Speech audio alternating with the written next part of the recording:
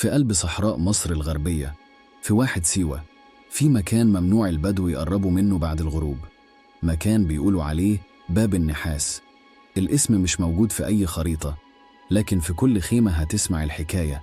واللي هقوله النهاردة مش أسطورة، دي وقائع حصلت سنة 1999.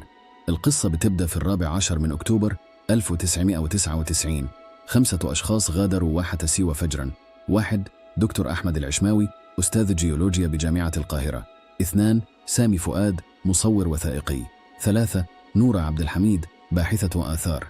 4 محمدين، مرشد محلي من قبيلة الزويدة.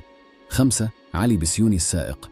الهدف توثيق تكوين صخري غريب شمال بحيرة المرايا.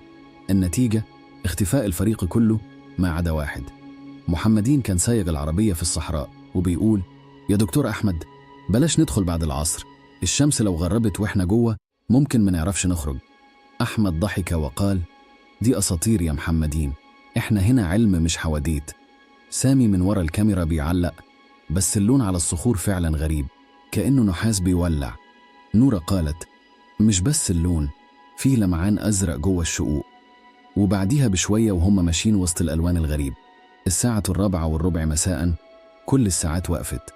سامي كتب في دفتره: الجو بقى تقيل، خطواتنا أبطأ، وفي ضوء أزرق بيجري على الصخور عند صخرة معروفة باسم القداس الحجري. علي قال: فجأة سمعت صوتي بيندو عليا، نفس صوتي لكن أبطأ شوية. بص وراه، مفيش حد. لو وصلت لحد هنا قلنا رأيك في الكومنت قبل ما نكمل باقي القصة، وعادي إن الكلام ده يحصل وتفسيرك للصوت ده. نكمل قصتنا. وبعد كده الساعة 5:10 مساء، الكاسيت اللي مع سامي سجل 47 ثانية صمت كامل. بعدها صوت ارتطام معدني، كان ميكروفون سامي بيقع. وبعدين أصوات خطوات بعيدة. وبعدين ولا حاجة. محمدين اتلاقى بعد يومين ماشي لوحده وسط الصحراء، شايل حجر أسود مائل للون الأزرق. قال في التحقيق: دخلنا 5 وخرجنا 5، لكن ال3 اللي خرجوا مش هم. المحقق سأله: إزاي عرفت؟ قال: العين لونها مش نفس اللون، وكأنهم مش فاكرين إحنا جينا منين.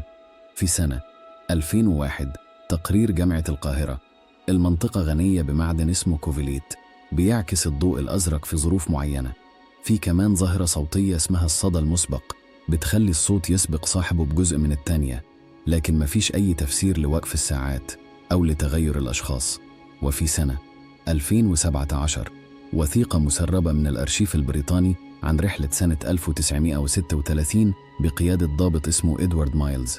النص بيقول: دخول الوادي بعد الغروب يؤدي لظهور ممرات ضوئية زرقاء تنقلك لزمن آخر، والعودة غير مضمونة.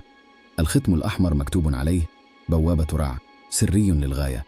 يقال إن في باب النحاس مش موجود على أي خريطة.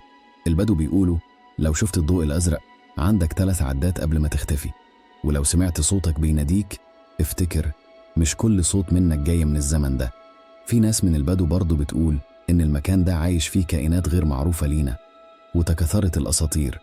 وأظن إن ده اللي بيحصل لما حاجة غريبة عن عقولنا نشوفها أو تحصل قدامنا، بيكون صعب علي العقل البشري التفسر، وأسهل تفسير إنه بيكون مكان للجن أو غيره، مع إن من الممكن يكون اكتشاف يغير البشرية لو تاخد بطريقة علمية بعيداً عن الخرافات. والله أعلم. السؤال دلوقتي: أنت شايف إن باب النحاس مجرد ظاهرة طبيعية، ولا فعلاً بوابة زمنية مدفونة في صحراء مصر؟ ولو جالك صوتك بينادي عليك، هترد ولا هتعمل إيه؟ اكتب رأيك في التعليقات، واعمل لايك وسبسكرايب عشان تشوف كل القصص اللي محدش بيحكي لك عنها. فعل الجرس عشان توصلك الحكاية أول ما تنزل، وافتكر في حاجات كتير بتحصل بس محدش بياخد باله.